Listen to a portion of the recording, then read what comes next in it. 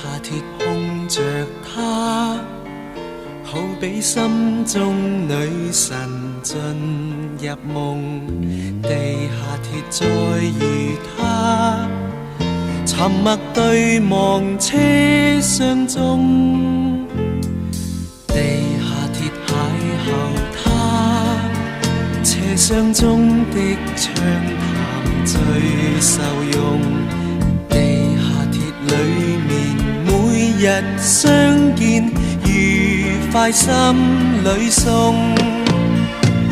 每天幾分鐘，共你心聲已互通。旅程何美麗，如在愛情小說中。默默等候他，等他偏偏降臨，帶着夢，又沒有雨或風。何時渺然失放縱，日日在等候他，無奈心中愛神要玩弄。